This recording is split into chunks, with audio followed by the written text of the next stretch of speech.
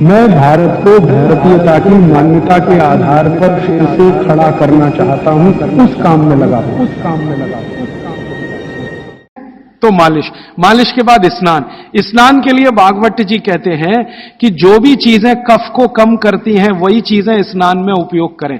अब मैं आपको बताना चाहता हूं आधुनिक बात, भागवत जी ने तो नहीं कहा, उन्होंने ये कहा कि कफ को कम करें वही चीजें स्नान में उपयोग करें। तो कफ को कम करने वाली सबसे बेहतरीन चीज आपके घर में है चने का आटा। दूसरी बेहतरीन चीज है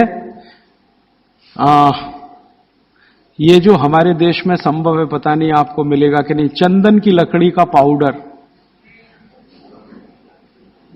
भागवत जी ने कहा है कि ये बहुत कफ को कंट्रोल रखता है।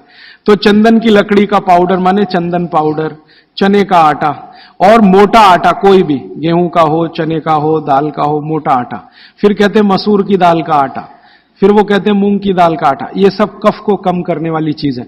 तो कहते हैं बच्चों का स्नान इन्हीं से कराएं ताकि कफ कम रहे। मतलब सी बात है, साबुन ना लगाएं,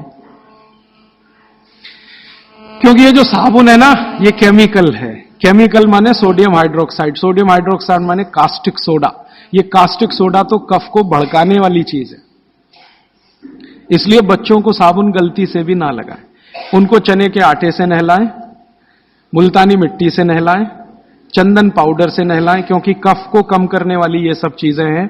इन चीजों से ही स्नान कराएं। उपटन बना के रखें घर में, उपटन से स्नान कराएं बच्चों को, साबुन गलती से भी नहीं।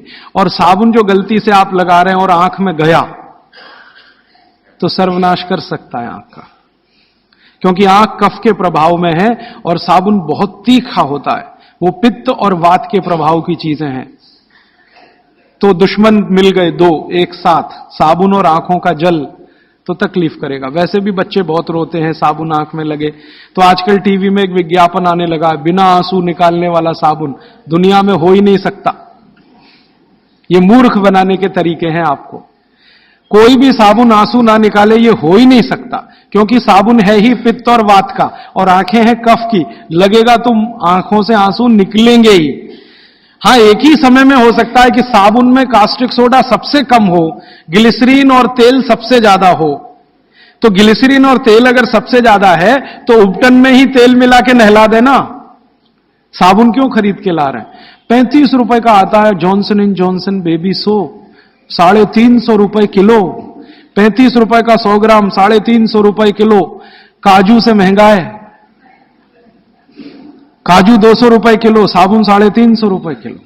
बादाम से महंगा है, बादाम 300 रुपए किलो, साबुन 350 रुपए किलो। और नहा के जाएगा कहां, पानी में ही जाएगा ना। 350 रुपए किलो की चीज पानी में बाहर है।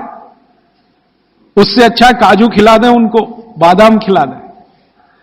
तो नहाने के लिए उपटन जो बहुत सस्ता पड़ता है, और क्वालिटी उसकी कैसे चेक करें कि कफ को नाश करता है, कफ को शमित रखता है, कफ को शांत रखता है, इसलिए उपटन का स्नान बच्चों को जरूरी है।